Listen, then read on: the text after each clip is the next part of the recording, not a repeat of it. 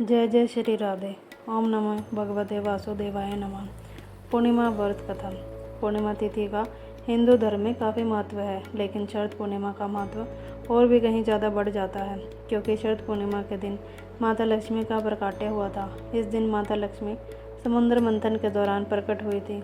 इस दिन को माता लक्ष्मी के प्राकट्य दिवस के रूप में मनाया जाता है। इस दिन माता लक्ष्मी धरती पर भ्रमण करती हैं, इसलिए इस दिन भगवान विष्णु और माता लक्ष्मी का पूजन अवश्य करना चाहिए। साथ ही शरद पूर्णिमा की इस कथा का पाठ करने से व्रत का दोगुना फल मिलता है।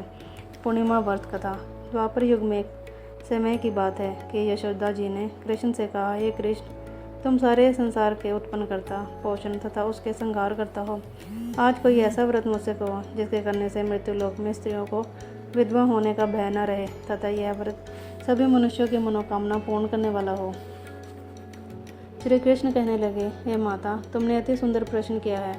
मैं तुमसे ऐसे ही व्रत को सविस्तार कहता हूँ। सौभाग्य की प्राप्ति के लिए स्त्रियों को द्वातिशत अर्थात 32 पूर्णिमाओं का व्रत करना चाहिए। इस व्रत को करने से स्त्रियों को सौभाग्य संपत्ति मिलती है। यह व्रत अचल सौभाग्य को देने वाला है और भगवान शंकर के प्रति मनुष्य मात्र की भक्ति को बढ़ाने वाला है। यशोदा मैया कहने लगी, हे कृष्ण, सर्वप्रथम इस व्रत को मृत्युलोक में किसने किया था? इसके विषय विस्तार पूर्वक मुझसे कहो। श्री कृष्ण कहने लगे कि इस भूमंडल पर एक अत्यंत प्रसिद्ध राजा चंद्रहास से पालित अनेक प्रकार के रत्नों से परिपूर्ण कातिका नाम की एक नगरी थी। वहाँ धनेश्वर नाम का एक ब्राह्मण रहता था और उसकी स्त्री अति सुशील और रूपवती थी। दोनों इस नगरी में बड़े प्रेम के साथ रहते थे।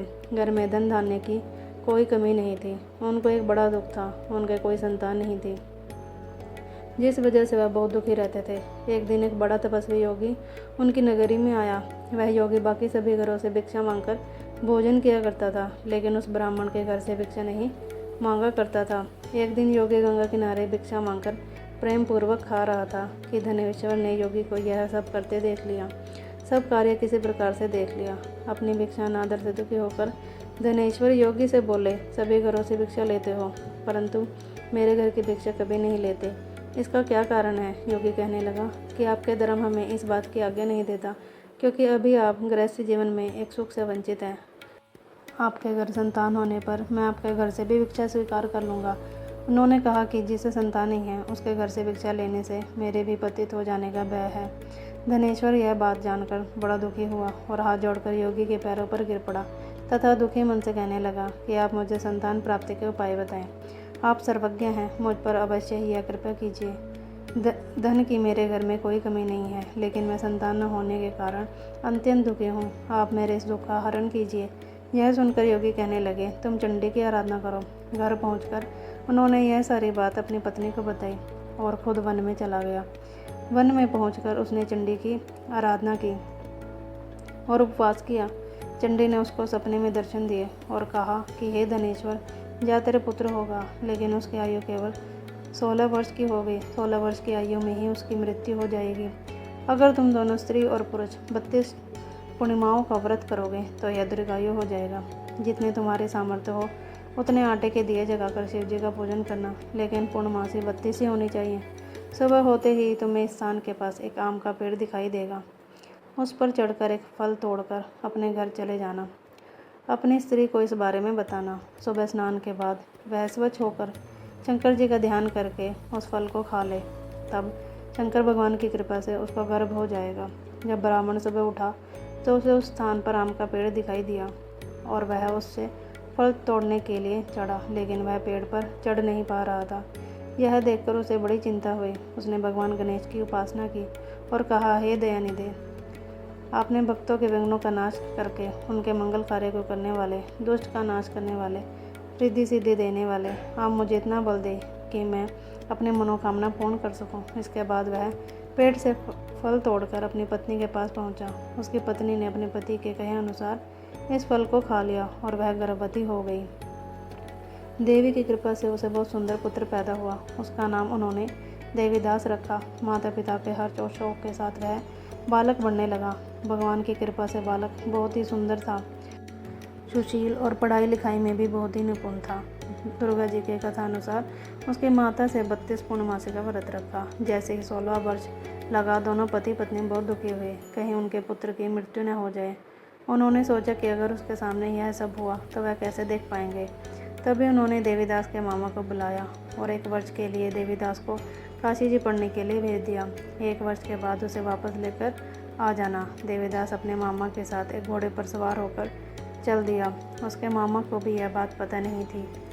दोनों पति पत्नी से 32 पूर्णमासी का व्रत किया।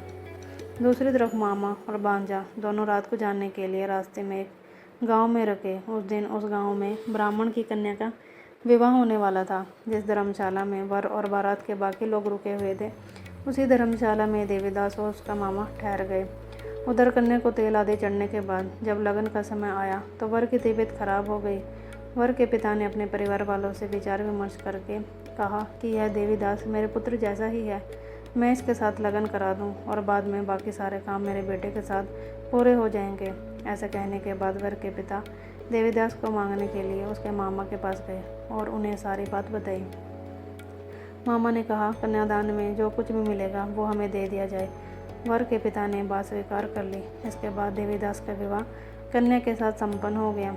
इसके बाद वह अपनी पत्नी के साथ भोजन न कर सका और मन में विचार करने लगा कि ना जाने यह किसकी पत्नी होगी। यह सोचकर उसकी आंखों में आंसू आ गए। तब वधू ने पूछा कि क्या बात है, आप उदास क्यों हो? तब उसने सारी बात पत्नी को बता दी। तब कन्या कहने लगी, यह ब्रह्म विवाह के विपरीत है। आप ही मेरे पति हैं, मैं आपकी ही पत्नी रहूँगी, किसी अन्य की कभी नहीं। तब देवीदास ने कहा, ऐसा मत करिए, क्योंकि मेरी आयु बहुत कम है, मेरे बाद आपका क्या होगा? लेकिन उसकी पत्नी नहीं मानी और बोली, स्वामी आप भोजन कीजिए। दोनों रात में सोने के लिए चले गए। सुबह देवीदास ने पत्नी को 4 नगों से जड़ी एक अंगूठी दी और एक रुमाल दिया और बोला कि हे प्रिय, इसे लो और संकेत समझकर स्थिरचित हो जाओ। मेरे मरण और जीवन जानने के लिए एक पुष्प वाटिका बना लो, उसमें सुगंधि वाली एक नव मल्लिका लगा लो। उसको प्रतिदिन जल से सींचा करो और आनंद के साथ खेलो कूदो। जिस समय और जिस दिन मेरा प्राणांत होगा उस दिन यह फूल सूख जाएंगे। जब यह फिर से हरे हो जाएं तो जान लेना मैं जीवित हूँ। यह समझाकर वह वहाँ से चला गया। इसके बाद जब वर और बाकी बाराती मंडप में आए तो कन्या ने उन्हें देखकर कहा, यह मेरा पति नहीं है, मेरे पति वह हैं जिनके साथ रात में विवाह हुआ है। इसके साथ मेरा विवाह नहीं हुआ। अगर यह वही है तो यह बताएं कि मैंने क्या दिया है, साथ ही कन्यादान में जो आभूषण मिले उन्हें दिखाएं। कन्या की यह सारी बातें सुनकर वह कहने लगा कि मैं यह सब नहीं जानता। इसके बाद सारी बारात भी अपमानित होकर लौट गई। भगवान कृष्ण बोले, हे माता, इस प्रकार देवीदास काशी चला गया। कुछ समय जब बीत गया तो एक सर्प उसको डसने के लिए वहाँ आया, लेकिन वह उसको काट नहीं पाया क्योंकि उसकी माता ने पहले ही 32 पूर्णिमा का व्रत कर लिया था। इसके बाद खुद काल वहाँ पहुँचा। भगवान की कृपा से तभी वहाँ माता पार्वती और भगवान गणेश आ गए। देवीदास को मूर्छित दशा में देखकर माता पार्वती ने भगवान शिव से प्रार्थना की कि महाराज, इस बालक की माता ने पहले ही 32 पूर्णिमा के व्रत कर लिए हैं, आप इसको प्राण दें। भगवान शिव ने माता पार्वती के कहने पर उसे प्राणदान दे दिया। उधर उसकी पत्नी उसके काल की प्रतीक्षा कर रही थी। उसकी पत्नी ने जाकर देखा कि पुष्प और पत्र दोनों ही नहीं हैं, तो उसे बहुत आश्चर्य हुआ। और जब उसने देखा कि पुष्प वाटिका फिर से हरी हो गई तो वह समझ गई कि उसका पति जिंदा हो गया है। इसके बाद वह बहुत ही प्रसन्न होकर अपने पिता से कहने लगी कि मेरे पति जीवित हैं, उनको ढूंढिए। जब 16 वर्ष व्यतीत हो गया तो देवीदास भी अपने मामा के साथ काशी चल दिया। इधर उसकी पत्नी के परिवार वाले उन्हें ढूंढने के लिए जा ही रहे थे कि उन्होंने देखा कि देवीदास और उसका मामा उधर ही आ रहे थे। उसको देखकर उनके ससुर बहुत प्रसन्न हुए और उसे अपने घर ले आए। वहाँ सारा नगर इकट्ठा हो गया और कन्या ने भी उसे पहचान लिया। देवीदास ने इसके बाद अपनी पत्नी और मामा को लेकर वहाँ से चल दिया। उसके ससुर ने भी उसे बहुत दिन और दहेज दिया। जब वह अपने घर की तरफ चल रहा था तो उसके माता पिता को लोगों ने खबर कर दी, तुम्हारा पुत्र देवीदास अपनी पत्नी और मामा के साथ आ रहा है। ऐसा समाचार सुनकर पहले तो उन्हें विश्वास नहीं हुआ, लेकिन जब देवीदास आया और उसने अपने माता पिता के पैर छुए तो देवीदास के माता पिता ने उसका माथा चूमा और तो अपने सीने से लगा लिया। दोनों को आने की खुशी में धनेश्वर ने बहुत दान दक्षिणा ब्राह्मणों को दी। श्री कृष्ण जी कहने लगे कि इस तरह धनेश्वर को 32 पूर्णिमाओं को व्रत के प्रभाव से संतान प्राप्त हो। जो स्त्रियाँ इस व्रत को करती हैं वे जन्म जन्मांतर तक सदव्य का दुख नहीं भोगती हैं और सदैव सौभाग्यवती रहती हैं। यह मेरा वचन शीघ्र संतान देने वाला है और सभी मनोकामनाओं को पूर्ण करने वाला है। जय जय श्री राधे।